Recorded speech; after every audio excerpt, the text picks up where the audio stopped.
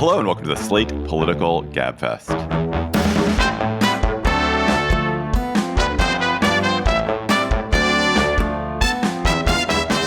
October 12th, 2023, the Gaza War Edition. I'm David Plotz of CityCast in Washington, D.C. I'm joined by Emily Bazelon, of course, of the New York Times Magazine and Yale University Law School from New Haven. Hello, Emily. Hey, David. And John is out this week with a family commitment. No worries, because we have Juliette Kayyem, professor at Harvard's Kennedy School and former Assistant Secretary for Homeland Security. Hello, Juliette from Cambridge, Massachusetts. Good morning, everyone. This week on the Gabfest, the war in Gaza and how it could destabilize Israel and the Middle East. Then how the war in Israel will spill over into American politics. And then the continuing trash fire that is the Republican effort to select a new Speaker of the House of Representatives. Plus, of course, we'll have cocktail chatter. And just a reminder, we're coming to Madison. No more tickets for our show in Madison on October 25th, but we are thrilled to announce our guest is going to be Governor Tony Evers, the governor of Wisconsin, is going to join us on stage at the Majestic Theater on October 25th at 7:30 p.m. So those of you who have tickets, we can't wait to see you there. Fancy. We're fancy people. You are fancy. Yeah. Hey there, Gabfest listeners. Before we start the show, I want to let you know about a story coming up a little later. It's from one of our partners, SAP. Is your business reaching an exciting turning point? Are you ready to seize the moment for growth? When you're facing uncertainty, SAP can help you be ready for anything that happens next. To learn more, head to sap.com/be ready. And stick around to hear how Ember Technologies seized the moment. The war between Israel and Hamas has taken thousands of lives already. It will take thousands more. Some soldiers, but many innocent people. Hamas started this war with a spectacular, and I'm sure to their lights, successful mass suicidal attack in Israel, in which thousands of armed men broke into southern Israel from Gaza and committed terrorist mass murder and mass kidnapping of the most shocking and sickening sort against Israelis. It was the deadliest day for Jews since the Holocaust, according to some. The attack was a total surprise, thanks to what appears to have been a complete intelligence failure by the vaunted Israeli intelligence agencies. It has already been met with a massive response. Israel has mobilized more than 300,000 reservists, has been bombing and shelling Gaza nonstop, and is preparing for what will almost certainly be a ground invasion that will be, I suspect, one of the bloodiest and most destructive urban battles in world history. Netanyahu and the entire Israeli establishment, now in a unity government, are vowing to wipe out Hamas as a military threat. And doing that is going to require a comprehensive war. And it will cost thousands of lives, mostly Palestinian, but also those of Israeli soldiers and Israeli hostages. So there is so much to talk about. This is just so sad and so disturbing. But Juliette, let's start with the beginning of this, which is, how did Hamas succeed in surprising Israel? And why do you think they attacked with such brutality and inhumanity and shocked the world with that brutality? Yeah, let me start with the first part and then speculate more, or just, what people wiser than me are saying about the second piece. What is this about and why now? So as you noted, spectacularly violent attack on Israel, terrorist attack on civilians in Israel, was met by a spectacularly surprising intelligence and military failure by Israel. Why were they caught so flat-footed? So first of all, Netanyahu, to keep his coalition together, has sort of divvied up pieces of the military and priorities within the military to parts of his even more right-wing coalition. That sort of distribution has upset the traditional chain of command that had existed in the Israeli military and intelligence agencies. And that had been noted for the last year, that change, that whether that concession itself led to the lack of response, we don't know, but these are just the elements that go into it. The second is, of course, the priorities of distribution of their intelligence efforts, whether it was north with Hezbollah or to protect the Jewish settlements. Whatever the cause, it is just clear that Israel did not have the ground game in terms of intelligence gathering that we thought they had. And we know what that ground game is. It is signal intelligence. It is human intelligence. It is buying people off to get information. The numbers look like over 1,000 Hamas members were able to penetrate what we thought was an impenetrable border. The third reason is probably over-reliance on technology, including the Iron Dome that simply got overwhelmed in the first minutes. We know that Hamas was able to target what the command and control center, technology centers, so that Israel was essentially deaf and blind for those first couple of 24, 36 hours. And then I think that goes to the last part. It's one thing, everyone calls this their 9/11. I wrote in The Atlantic, I thought that was a crutch because Israel has known the threat around it as compared to, say, the United States that couldn't conceive of the kind of threat that we faced on 9/11. What was also surprising was how long it took for Israel to get Hamas out of its country and to secure the border, a border that has technology and all sorts of signals and all sorts of triggers to make sure that it's not penetrated. So that's the narrative of what in fact happened. The horror we know, but just in terms of sort of the operational side. As to why now, one explanation is simply Hamas wants, as they've stated in their constitution, the eradication of Israel, period. That never goes away, no matter how many concessions or how much discussions are going on between Israel and Hamas, reminding people that just 10 days before Saturday, the border was reopened to Gaza with Palestinians being given work permits to be able to work. So Israel certainly thought that these kinds of negotiations would be fruitful. Other theories are that the negotiations between Saudi Arabia and Israel were not beneficial for Hamas in terms of the long term, and they wanted to disrupt them in terms of normalization between Israel and Saudi Arabia. This is something that Iran does not like, and they support Hamas. A third speculation that you're reading now is that they were spectacularly more successful than they ever envisioned, and they don't have a plan B. What we're seeing now is simply Hamas letting the Palestinians, who most of them are not members of Hamas, die for their horrors. And that's what we're seeing now. So those are the reasons why how this ends and is as good a guess, but we certainly know what the next week looks like in terms of essentially isolating Gaza and the kinds of aerial bombardment that you're seeing right now. Juliette, in the Atlantic, you called this an everything failure, and that's been kind of useful to me this week. So you talked about some of the layers, this reliance on this fence that proved very penetrable. I mean, I think Israelis thought that because they had built a wall to block people from coming in by tunnels, that they weren't going to be able to cross. And then you have, paragliders coming by air, and then most people just coming through holes they had blown in this fence. And then I think for a lot of us, the most shocking part was the delay in response, the idea that there are soldiers in their bases being killed in their beds, and that the people inside Israel, in kibbutzim and towns inside Israel, had so little protection and waited so many hours for help. There's also a policy failure, a set of policy failures here, right? I mean, Netanyahu had basically decided that he would rather have Hamas have a certain amount of strength in Gaza in order to divide the Palestinians between Hamas's leadership in Gaza and the Palestinian Authority in the West Bank. And that was the price worth paying. And there's this kind of terrible Israeli phrase about mowing the grass, which means kind of going in periodically and taking Hamas down enough that it's not supposed to have this kind of level of power to have an attack. And that obviously they were just completely and utterly wrong. And as someone, I've talked about this before, who has zero faith in Bibi Netanyahu and his leadership, I just feel like this is a terrible price for both sides to pay for these really profound set of errors that didn't need to happen. And the idea that now we're going to have this incredibly bloody and destabilizing escalation, yes, because of Hamas's enmity towards Israel, but also because of this terrible leadership. It's just unfathomable to me. It's so unjust. Juliette, why do you think they attacked with such brutality and such cruelty? It is one thing to launch an invasion, to go after bases, to go after police stations. It is quite another to intentionally have a plan to slaughter as many people as you can and kidnap. I mean, that act of kidnapping is truly real biblical throwback. It's real, like I'm listening to a podcast about Assyrian civilizations, like it's a throwback to Assyria in 700 BC.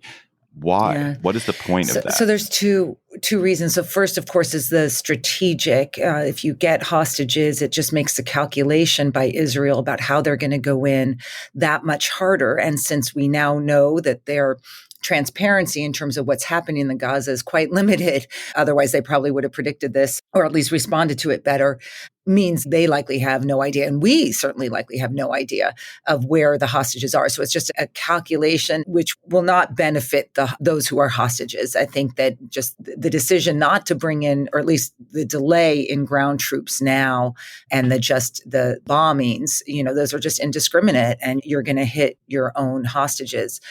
The second, though, is obviously the symbolic win, and I'm putting this in quotes so people could see me, win by Hamas of both the overwhelming defeat of Israel, at least in those first 36 or 48 hours, of everything, not just Israel's strength in defending itself, its image of itself in terms of being able to defend itself, right? We believe both that they can do it, and we believe in a mythology about Israel's strength in being able to survive amongst all these enemies. So both that strategic and symbolic destruction of Israel in the violence, in the horror, in the inability of Israel to protect its citizens was part of a narrative that Hamas certainly is, as we now see, selling in quotes, right? In other words, they now have this narrative, which is horrific. And we've all seen the images. So that's basically why terrorist groups, let's just be clear,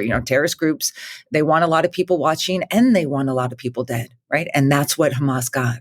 David, what did you think about that part of it in particular? I think what Juliette said, I agree with. I just always go back to the fact that, at least to me, maybe to my liberal Western eyes, by far the most successful effort by Palestinians in my lifetime was the non-violent effort in the 80s, early 90s, the quiet intifada, as it were, the non-cooperation and the submission to show the world Israel's brutality of occupation.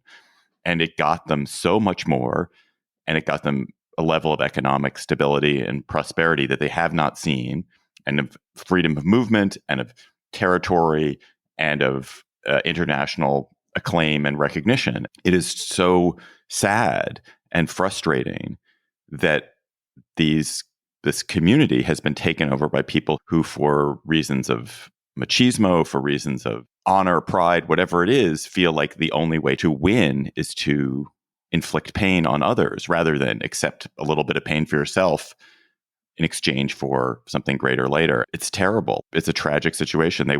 Everyone knows, I think everyone who looks at this knows, that had the Palestinians continued with a sort of nonviolent approach, they would be in such better shape. Everyone, and Israel would be in better shape, and the world would be in better shape. And instead, we're not. We have to add in like social media, the way that these some of them quite slickly produced images have just traveled everywhere. And the way in which, there's this link of like no holds barred brutality of other kinds of groups. Ann Applebaum wrote a good essay comparing these tactics to those of Putin in Ukraine, that there's this sense in which the norms of international law, and they may have been weak, but they had more power more hold than they have now. And, you just see these groups trying to seem ascendant, right? That power is the most important element, not abiding by a kind of rules of civilization. We are about to face what will be, or we're not about to face, thank goodness for us and our families, but the people of Gaza and the people of Israel are about to face a truly bloody, deadly campaign that will kill and probably imprison Gazans by the tens of thousands. It will immiserate that territory. Even if they break the war-fighting ability of Hamas, there's going to be so much suffering. How can Israel, Juliette, accomplish what it seeks to accomplish, but not inflict both an immoral amount of violence on the people of Gaza, number one, and a kind of backfiring amount of violence on the people of Gaza? Right now, Israel has the moral high ground here. How can it do this without losing that moral high ground. I would mark that moral high ground in hours, not days or weeks. I mean, or maybe days, but not weeks. I'm not even sure. I mean, I'm not sure I agree with the phrase moral high ground. I mean, it has the world's sympathy right now for having suffered this terrible attack. Fair enough. And as I often say, the debates in Israel are much more interesting than the debates in the United States, where everyone has to pick sides. I mean, Israel is a country, as we know, that whose citizens are torn apart about strategy, about religion, as Emily was saying, about policies towards the Palestinian Authority and the specific choice to undermine the Palestinian Authority in support of Hamas, to simply in some ways, maybe stop the kind of movement by the Palestinians that you were describing, that when we were growing up that we saw. Let me just tell you what Israel says. So Israel says that they have two missions with going into Gaza. One is, of course, the leadership of Hamas, get the leadership of Hamas. They are all dead men, to quote Israeli leaders. The second is to ensure that Hamas cannot govern. That second piece, I don't know how I finished that sentence. In other words, what comes after that? Those missions, however, even if correct, are not aligned right now with operational strategy, which is indiscriminate bombings that we have to believe are indiscriminate. I mean, everyone who's reporting on it is just, buildings are going down, whatever. And also the isolation, greater isolation in terms of electricity, water, resources, medical help for the over 2 million people who live in Gaza who are not members of Hamas. And so that gap is not sustainable. And so whether they change their mission or change their strategy, I don't know. But people have to be prepared that people in Israel are certainly prepared that a ground war in Gaza is not safe for anyone. I mean, including the Israeli soldiers. Weapons were stored in ways that we had no idea to attack on Saturday. The idea that they've expended their capacity to defend themselves is ridiculous and pie in the sky. This is going to be horrible for all involved. I understand the idea that Israel appears weak and they have to get some appearance of strength back, right? I never know really what lies under those sorts of geopolitical calculations, but I get that they have to respond. What I don't understand is how in this incredibly densely packed region of 2 million people that is filled with tunnels and filled with hiding places where the leadership probably isn't even there, they're going to do what they say they're going to do, like topple Hamas, dismantle Hamas. What actually underlies those phrases? And how do you do anything that is acceptable under international law, has any shred of proportionality? I just don't, I literally don't understand. But Emily, I hear you.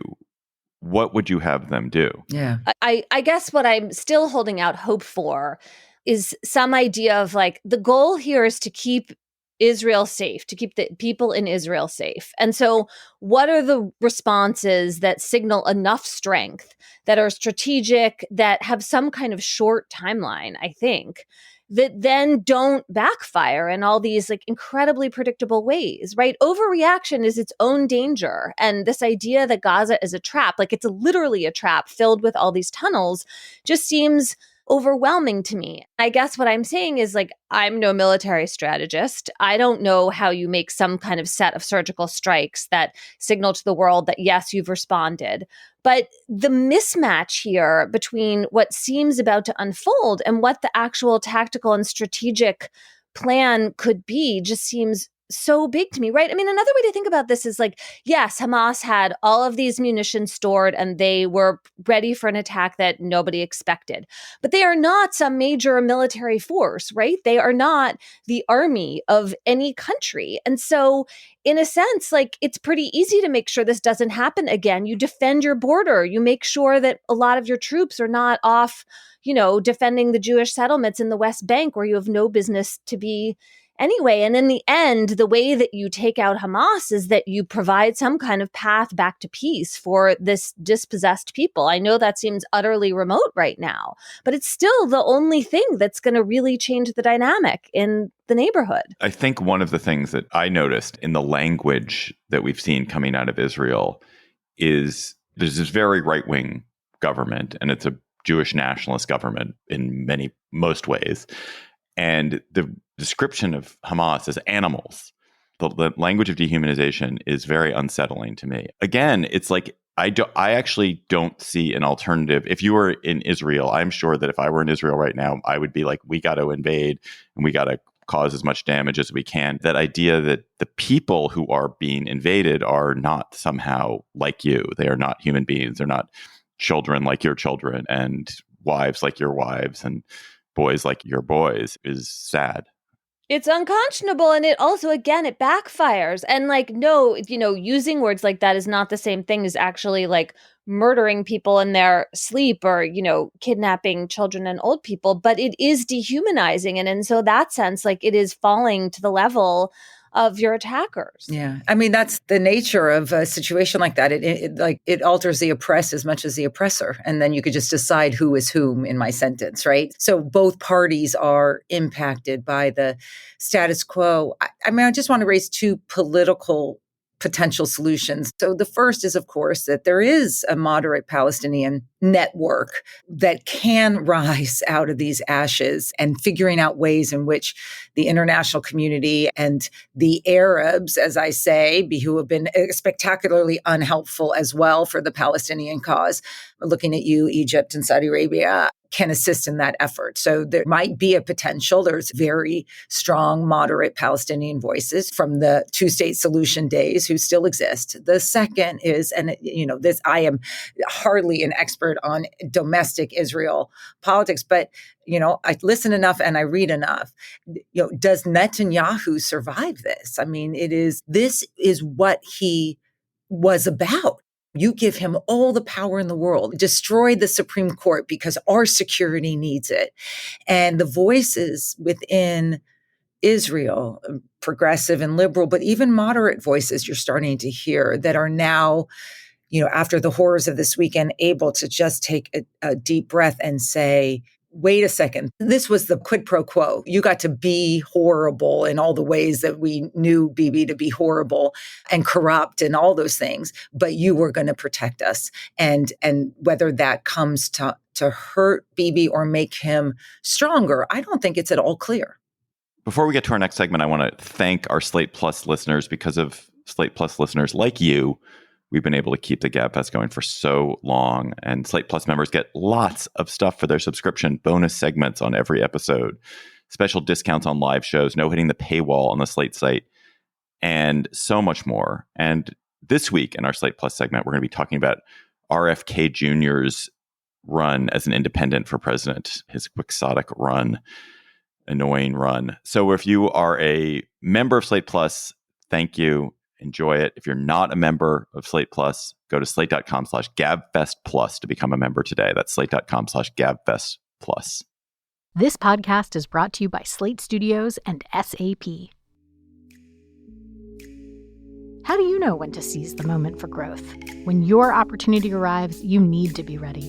From expanding into new markets to hiring, business leaders face so many tough decisions. My name is Brooke Clark. I'm the VP of Business Transformation and Strategy at Ember Technologies, a temperature control brand. In 2016, Ember launched its core product, the Ember Mug. The feeling of drinking out of an Ember mug is like nothing else. The coffee or tea will maintain that exact temperature for the entire length of your drinking experience. Since then, the company learned how to pivot and grow in unexpected ways. And with SAP tools, they knew they were ready. A few years ago, Ember had an opportunity to launch our products with a global electronics retailer.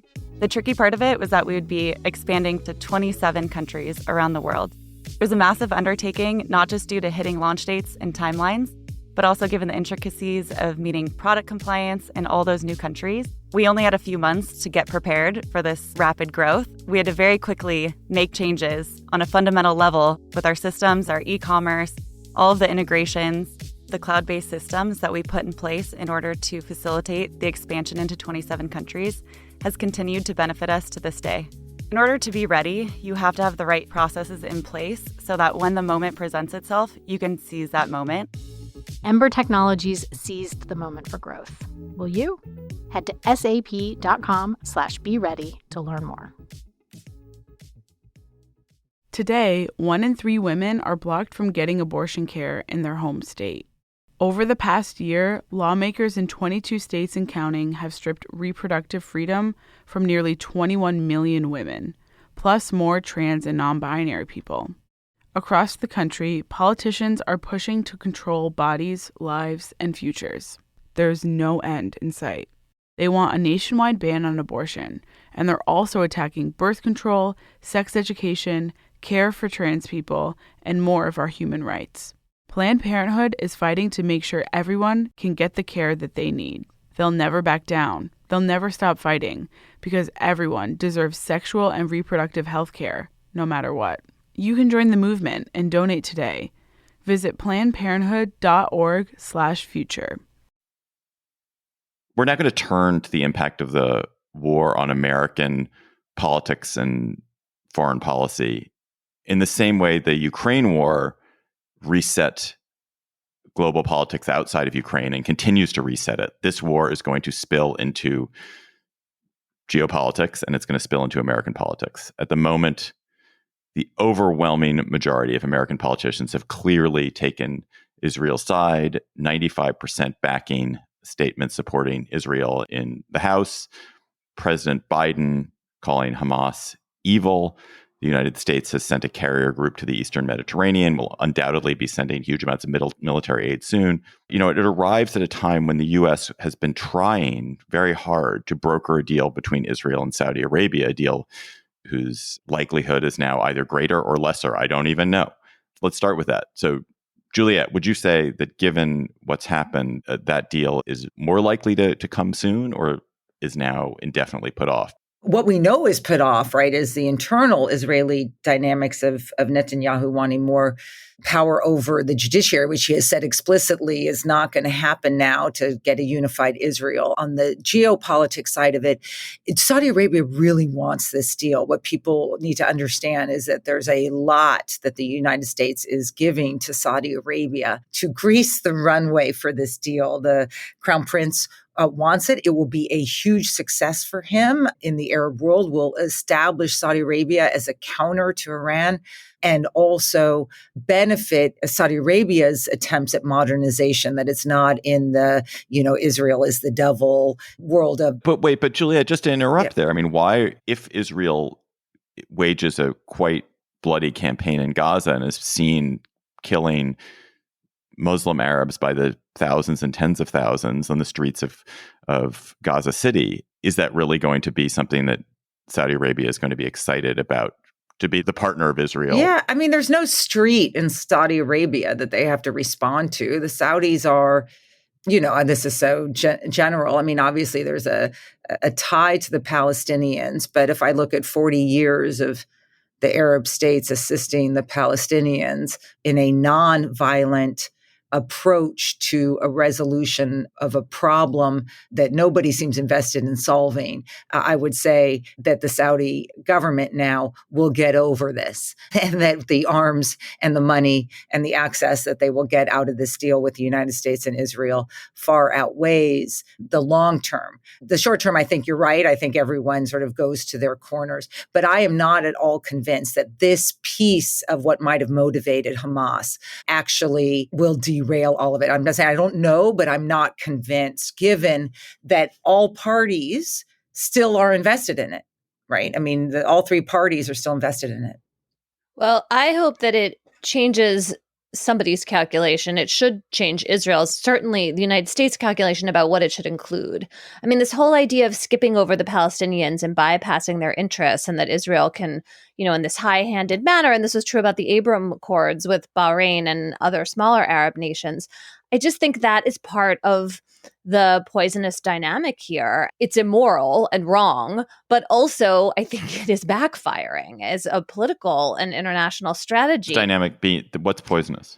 Having these deals, the idea that Israel and Saudi Arabia are going to have a deal that would not include major concessions to the Palestinians. I mean, I think the Biden administration has been trying to include some gains for Palestinians in that. I think now that should be a higher priority. And maybe that seems counterintuitive given what's just happened. But if you think about what it could actually make Israel safer in the long term, make the world a better place for, Palestinians who have suffered tremendously, that's what it would be. I know the Saudis don't really care about it, but I think it's in everyone's interest to make it happen. It should be a higher priority than it seems like it has been. And in the medium term, if this deal is going to happen, it should be about building up that more moderate Palestinian leadership you were talking about, Juliette. I'm not sure it's in Israel's national security self-interest to put the priority of the Palestinians above. I mean, if they can get a peace treaty with Saudi Arabia, with Egypt, with UAE,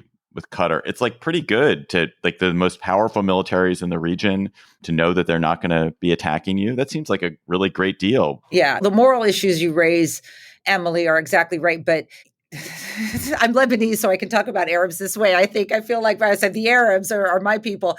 But, tell me when the monarchs and the Arabs have prioritized the Palestinian cause, but for when it's useful for them politically. Egypt knows what it could do to help the Palestinians in Gaza and refuses to do it.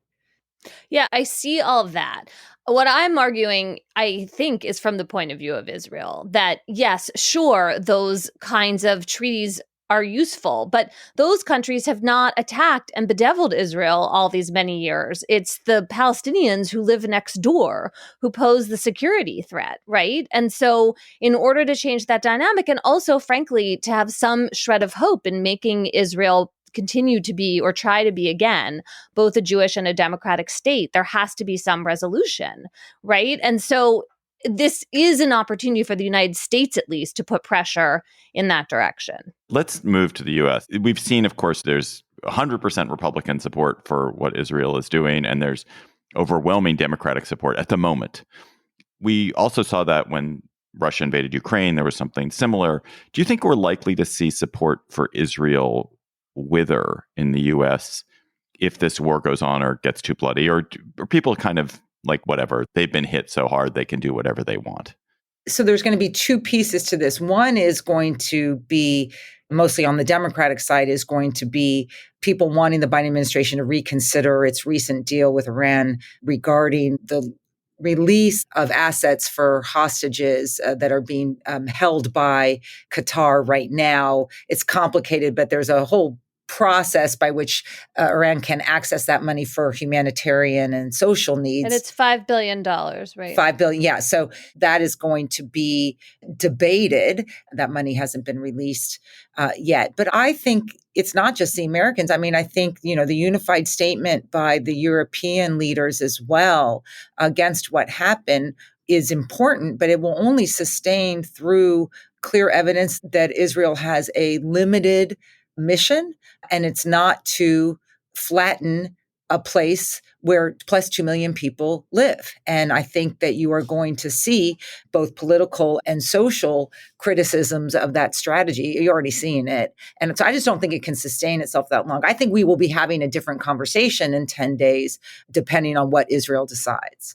Yeah, I mean, I have found myself so torn about President Biden's response. I mean, mostly in an emotional sense. I have deeply appreciated how upset and frankly angry he is, and how much he seems to understand the history of images and photographs we have of pogroms and of the Holocaust, and how this resonates for Jews to see that kind of bloody scene unfold in Israel and the pain of that. I really honestly thank President Biden for that. On the other hand, he has to be a voice of restraint. I mean, he is the person who can stop Israel from making terrible mistakes that are not actually in their strategic or anyone's humanitarian interest. And there can't be a blank check for Israel right now, or at least it has to be extremely short, that kind of attitude. I just cannot see how it's going to work. What do you think, Emily, the Democrats should do about their DSA problem? How should they talk to people who are on the left wing of the party, the progressives who have been very sympathetic to the Palestinian cause, who some of whom have spoken out in support of Hamas after this attack? I mean, look, I think that there's, well, I guess I'll just answer personally, not really on behalf of the Democrats. There is much justice in the Palestinian cause. In the end, though, there is a fundamental divide between thinking that Israel has a right to exist and that the Palestinians should occupy the river to the sea.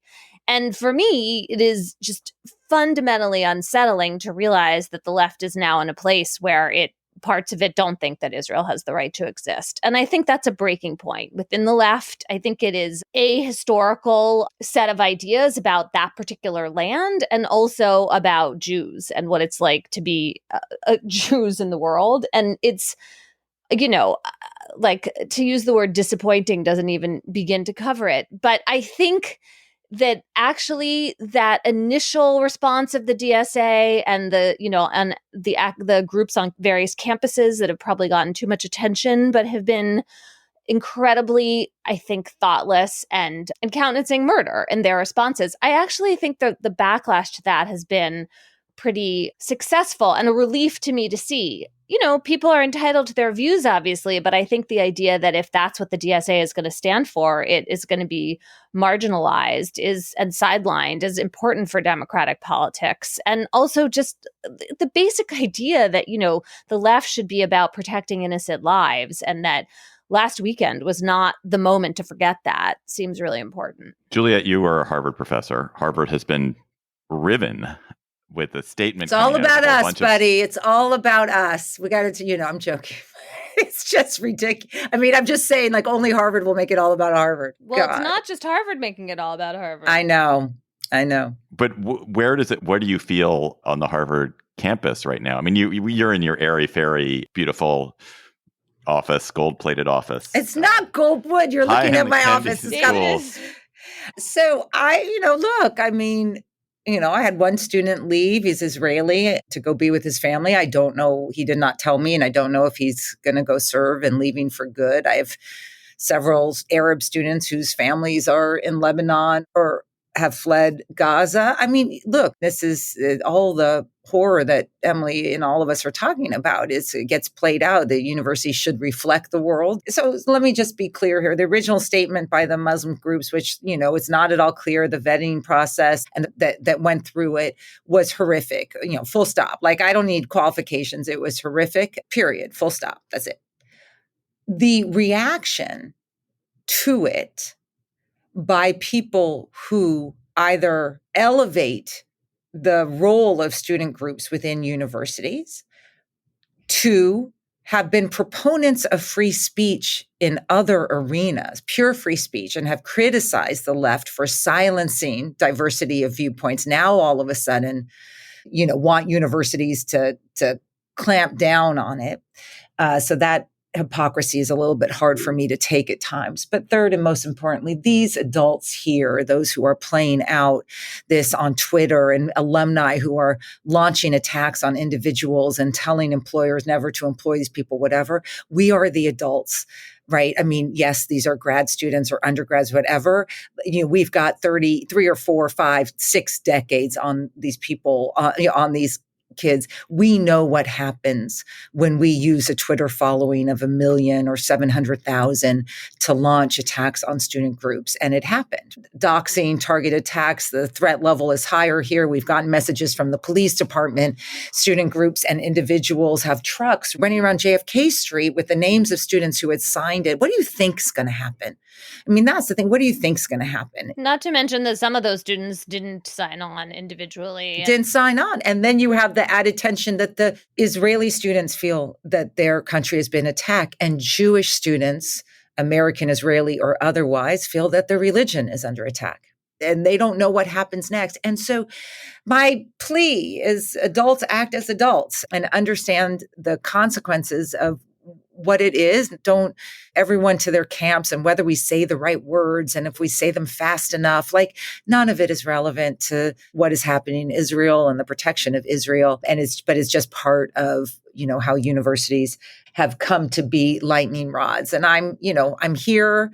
I believe universities can be helpful, or, Emily's at one, with our knowledge of law and religion and history and peace and war and all that stuff. And we should stick to our lane and be helpful in that regard. I would like to see on campuses more learning and interest in uncovering this history and delving into it, and less social media, less speechifying, because I think so many of what the students groups are saying are just relatively empty. I mean, maybe I'm making an excuse for them, but I would like to think that some of it is just ignorance. And one of the other parts of the university landscape that I've gotten deeply frustrated with is this impulse to make statements about really complicated issues. And then, if you make a statement about the murder of George Floyd, but you don't make a statement about some other terrible tragedy, what does that say to the group that is not being spoken to? I mean, I was feeling some of that over the weekend, even though I hate these statements. And so I was heartened to see that the new president and provost of Stanford put out a statement saying that they are endorsing institutional neutrality as their general policy. They're just going to stop making these statements. And I think their rationale for this just makes a lot of sense. They said, Stanford, they were speaking for their university as a community of scholars, and they don't want to be chilling speech by taking a political stand or just wading into issues that are really complicated and that it's very hard to craft some simple bromide about. So maybe that is a step that other universities, including mine, can take as well. This episode of the Gabfest is sponsored by Trust and Will. Lives are built with bright moments of joy, pride, and success. And however you define those moments, securing your future should be part of the journey. Traditional estate planning can cost thousands of dollars, and one-size-fits-all templates may not capture all the important details of the life you've built. With Trust and Will, you can protect your legacy from the comfort of your home, starting at just $159. An estate plan can ensure your family stays prepared and protected. Trust and Will has simplified the process of creating and managing your will or trust online, from finding out what's right for your family to finalizing documents with a notary. Each will or trust is crafted to be state-specific and customized to your specific needs, including care wishes, nominating guardians, final arrangements, and power of attorney. And Trust and Will has earned an overall rating of excellent with thousands of 5-star reviews on Trustpilot. So gain peace of mind today with Trust and Will. Get 10% off plus free shipping of your estate plan documents by visiting trustandwill.com/Gabfest. That's 10% off and free shipping at trustandwill.com/Gabfest. This episode of the Gabfest is sponsored by MindBloom. There's no quick fix for anxiety and depression. It's not finding a new therapist or starting an exercise routine. It's not more meditation or regular meditation or a better diet. But there is a new tool to improve your mental health: at-home ketamine therapy. Sometimes you need something to unlock your brain, a new way of thinking about and seeing the world. MindBloom is the leader in at-home ketamine therapy, having safely helped thousands of people overcome their anxiety and depression. Unlike traditional talk therapy, ketamine works quickly and doesn't have the unpleasant side effects of traditional antidepressants. In a study of over 1,200 MindBloom clients, 89% reported improvements in their anxiety and depression after only 2 sessions.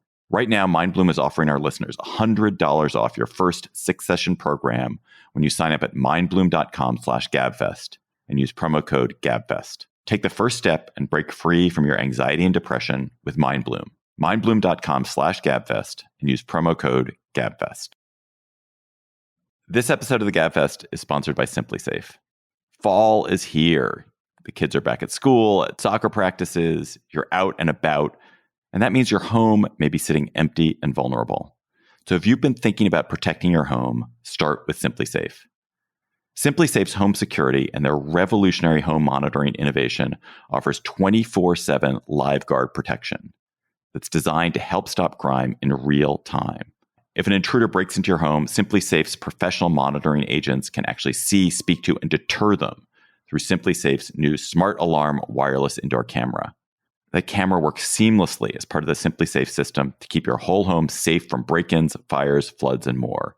And you can install it your way. Do it yourself in about 30 minutes, or have a SimpliSafe expert set it up for you. Either way, it's easy to protect your home. And for a limited time, get 20% off your new system when you sign up for Fast Protect monitoring. Visit simplysafe.com/Gabfest. That's simplysafe.com/Gabfest. There's no safe like SimpliSafe. House Republicans on Wednesday voted in their conference, in their group, their club, their House Republican club. They voted to put forward Steve Scalise, who's been the majority leader for House Speaker, then immediately delayed any effort to bring Scalise's nomination to the House floor for a vote. They adjourned the House because Republicans remain utterly divided on what should happen now. Scalise got a majority of 113 House Republicans to 99 over his opponent, Jim Jordan. But Jordan supporters and people within the House Republican caucus oppose Scalise, and they're not going to let this happen easily. So the House sits speakerless. Emily, Scalise did win this internal vote. He's the kind of white supremacist adjacent, but more gentlemanly Southern candidate, whereas Jordan is the kind of really angry MAGA Ohio guy. But why did Scalise not just walk into the speakership once he won that majority? Why have the Republicans not coalesced and been like, let's get this rat fuck done with? Because they still have defectors among them, and because he has to also overcome the opposition of the Democrats, he can only afford to lose like 3 or 4 people. And obviously he's not there yet, and they're not done with their just like internal hot mess. Yeah. So we have the same problem, Juliette, we've had for months, which is this cadre of... We don't have this problem. The GOP has this problem. We as a nation have this problem. Well, there is no House functioning, and the country may have the government shut down because of their problem. Yeah, in the mid-November, they've got to get a budget, something passed by mid-November. These chaos-loving, institution-hating Trumpists in the House won't play along. So what do you think Scalise is going to have to agree to get the speakership? Is he going to have to find a way to get some Democrats to vote for him, or is he going to? He won't get any. Or maybe it can't be him. Maybe somebody he else. won't get It'll any have to be Democrats. Santa Claus. I mean, that's a fantasy land. The Democrats it's not their responsibility, and they should hold firm. They gain nothing until one of two things happens. You get enough Republicans to vote for the Democratic choice for Speaker of the House, which also probably won't happen, or they pick a more moderate. Both of these men denied certification of the election. So the idea that these are moderating forces tells you sort of where our discussion has gone at this stage.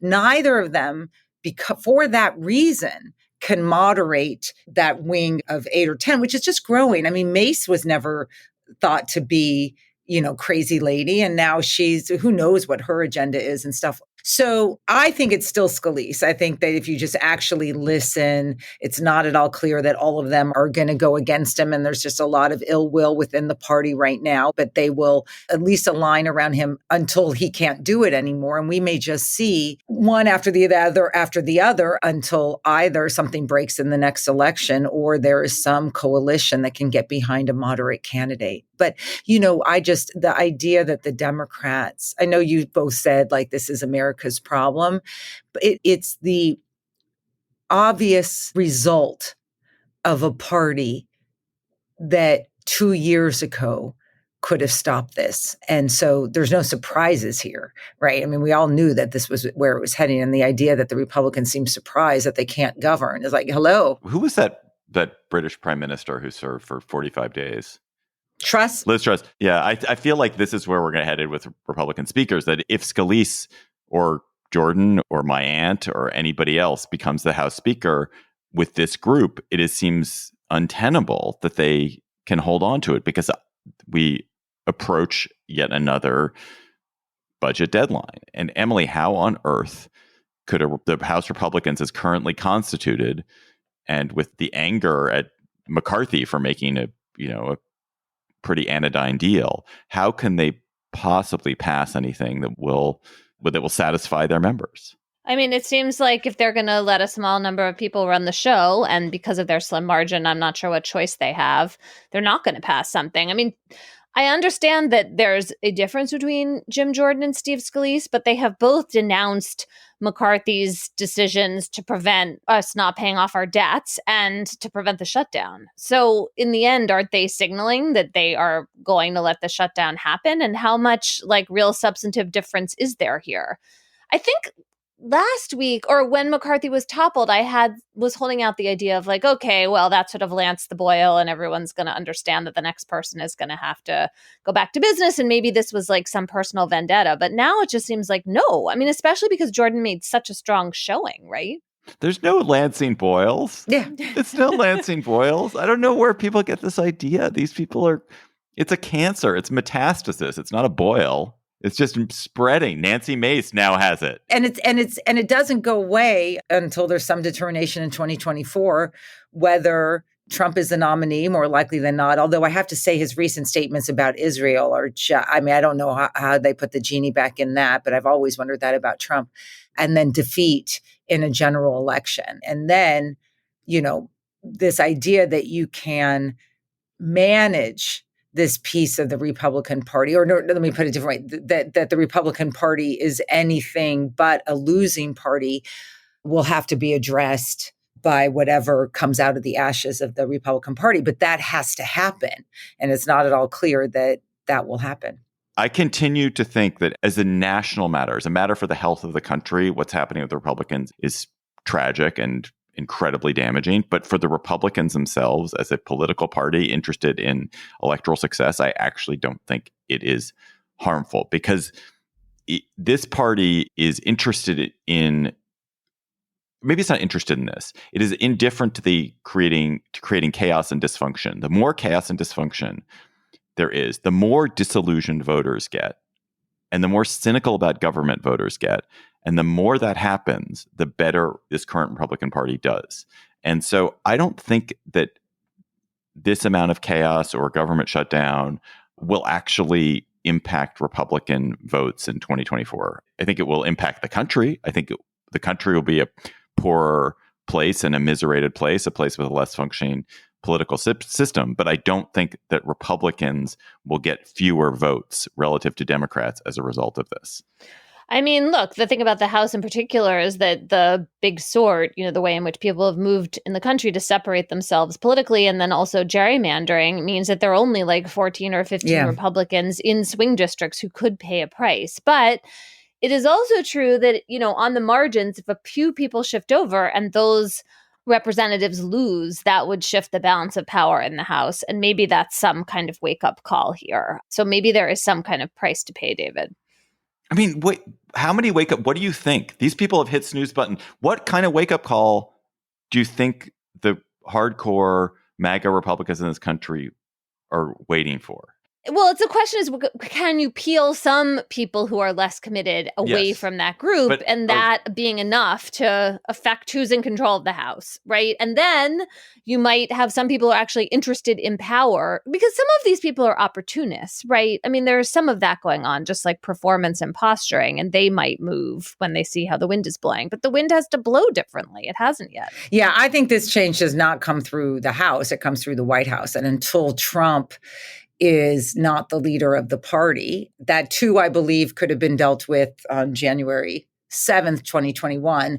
This will not get resolved through the House. The electoral system works. The election system is too aligned with what is Trump going to do. He's been silent so far on the Scalise stuff. I think he's at least said that he's not going to support him. So that also harms him. But look, this is Trump's party now. And the idea that there's a GOP outside of Trump, it's just wishful thinking by Mitt Romney. I mean, it's like, come on.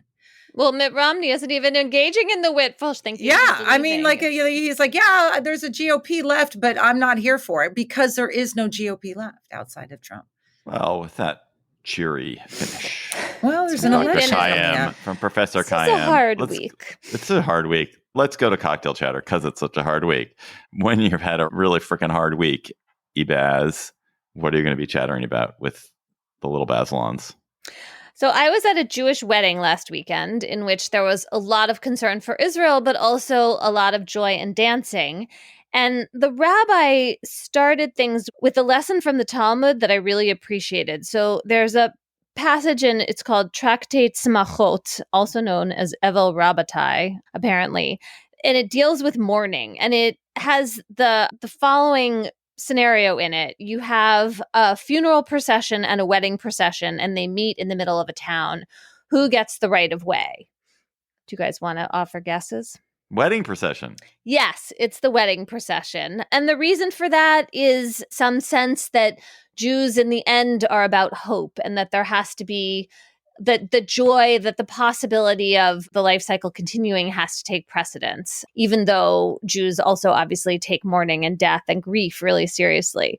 I've just been kind of holding on to that story this week, that, life has to go on, and that there has to be room for simcha, which is the Hebrew word for happiness, even in the midst of all of this horror.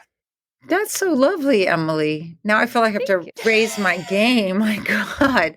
Nah, you don't. No, I am, I'll do the hope one too. I was going to do one about my dog, but I want to elevate my standards as well. So my youngest of 3 kids, as Emily knows, I'm going to be an empty nester next year. We are in the college application process, and it's gotten us into interesting conversations with our kid whose name is Jeremiah. And this week, it's just the coincidence, or this weekend, I was home. I was working because of everything going on here, but I was home because he wanted to finish some of his applications, which included sort of a discussion about his name. My background is Lebanese. My parents and the family is Lebanese descent. My husband is Jewish and the grandson of Eastern European Jewish diaspora. And the kids are being raised Jewish. And we sort of have this blended family. And Jeremiah's name comes from a poem. The poem is about a true blue American boy named Jeremiah who is given the choice, is asked to choose between ice cream and cake in terms of the dessert that he wants. And he says loudly, "I'll have them both." And that sort of is, I think, a way that we think about our family, but hopefully that we can think about the world, that at some stage we're not trying to annihilate each other and our past, but that we'll have them both. And so I was thinking about his name, and maybe it's American hope that we can have them both or all. Both and. The funeral procession and the wedding reception go together. They walk together.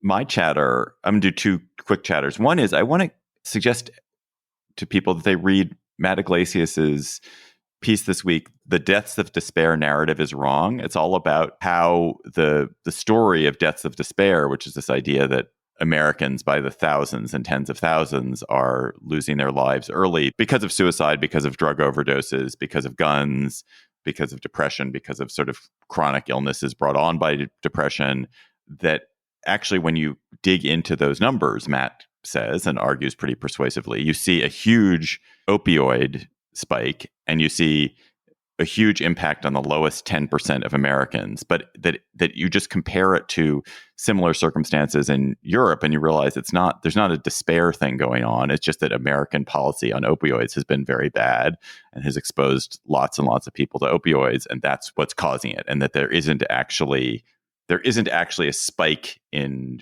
despair deaths. There's a spike in overdose deaths that is unique to America because America has bad opioid policies. I'm not quite doing justice to Matt's argument, which is more sophisticated than that, but it's a really interesting piece saying that taking this out of the emotional Americans feel bad realm into the let's make some public policy that prevents people from getting opioid drugs so easily.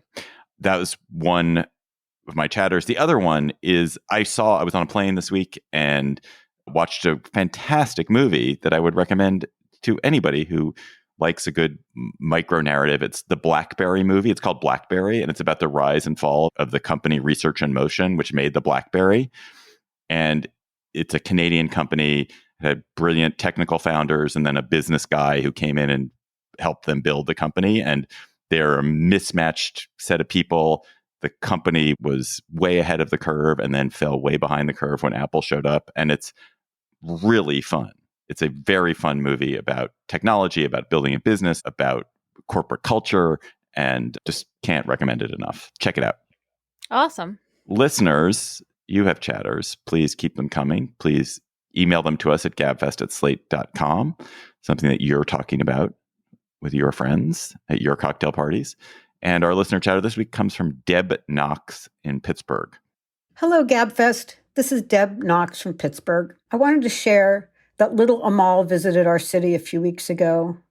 Amal is a 12-foot-tall puppet of a 10-year-old Syrian refugee created by Handspring Puppet Company. She's now visiting 40 U.S. cities as part of a world tour. She acts like a 10-year-old roaming off the path, curious about her surroundings, bouncing to the rhythm of music around her. In Pittsburgh, she visited the Mr. Rogers statue and put on a giant red sweater. Photos do not capture her magic, and as my sister said, we must give witness to this symbol of displaced persons on the move. If she comes to your town, I promise you will be amazed. For more information, check out walkwithamal, AMAL.org. Thanks.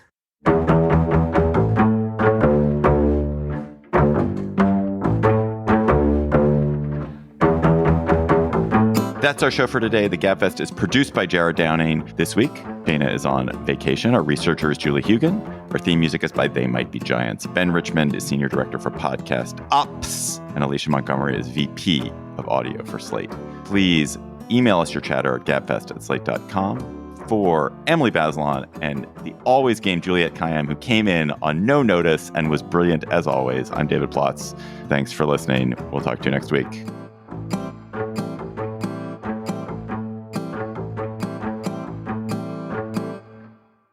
Hello, Slate Plus. How are you?